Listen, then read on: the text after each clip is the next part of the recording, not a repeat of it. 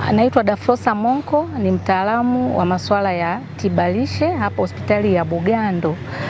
Leo nitaongelea masuala ya ugonjwa wa saratani, tiba ya saratani pamoja na muunganisho wa tiba lishe. Ni muhimu gani kuunganisha tiba lishe katika magonjwa ya saratani?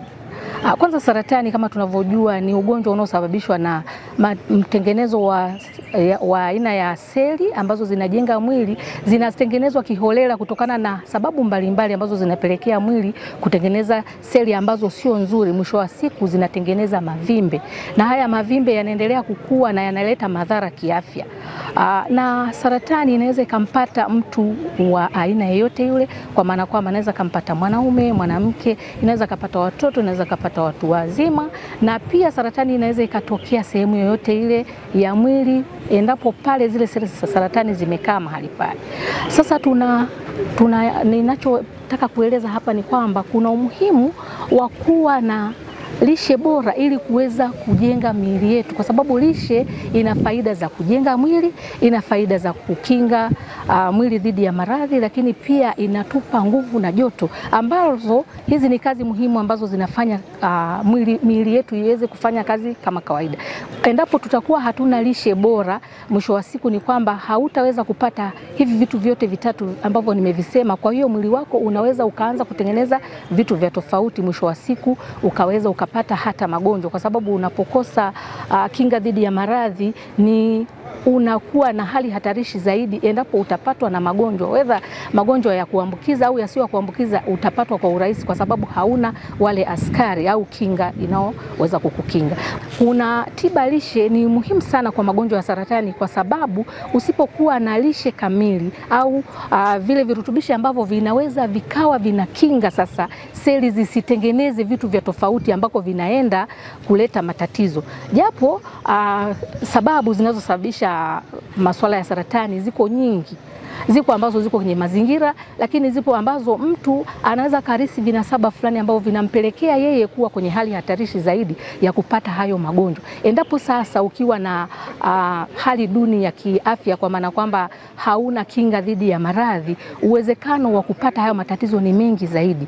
Kwa hiyo hiki chakula ambacho ninakielezea hapa ni vile vyakula ambavyo vinao uwezo, kitaalamu pia tunaita superfood, ambao ina uwezo wa kuweza kutoa vitu au mlundikano wa sumu kwenye miili yetu ambavyo vinatokana na hali mbalimbali. Kwa mfano hizi mionzi ambayo inakuwa imezidi kiasi kwamba inaweza ikaharibu seli za mwili, lakini pia kuna mambo mengi, makemiko mbalimbali ambayo tunapata aidha kwenye chakula au kwenye mazingira mbalimbali, lakini kuna visababishi pia vingi ambazo vinapelekea mwili kutengeneza vitu ambavyo sio vya kawaida. Lakini pia kuna magonjwa sugu ambayo mtu anayapata, yanampelekezea kufanya mavimbe ambayo kama hata endelea kupata tiba vizuri, yale mavimbe yakiendelea, mwisho wa siku mwili unageuka kutengeneza seli ambazo sio nzuri. Kwa hiyo vyakula ninavyovisemea hapa ni vyakula ambavyo vina uwezo wa kutoa taka mwili au sumu ambazo zinatengenezwa kwa njia mbalimbali ambazo zinakuwa kwenye miili yetu, lakini pia hizi tunaita antioxidant kwa lugha nyingine. Lakini pia kwenye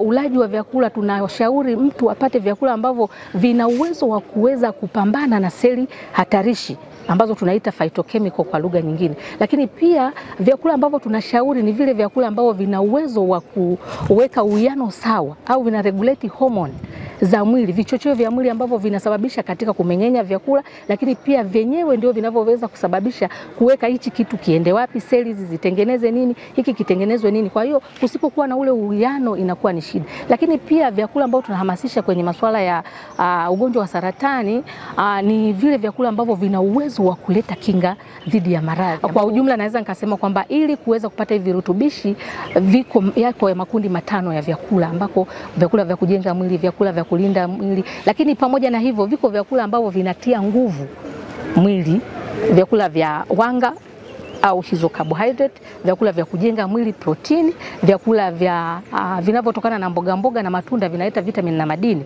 lakini pia vyakula ambavyo vinaongeza mafuta kwenye mwili kwa sababu mwili unahitaji, lakini pia tunahitaji maji ya kutosha ili mtu aweze kupata vile virutubishi vyote, mwili uweze kuenenda sawa sawa na inavyotakiwa. Kwa hiyo ni vizuri kufika hospitalini hapa kuonana na wataalamu na kuweza kupangilia mipangilio ile yote ili mgonjwa wako aende vizuri. Lakini hii pia ni nzuri na inakuwa ni kinga kwa wale ambao tayari hawana ugonjwa wa saratani.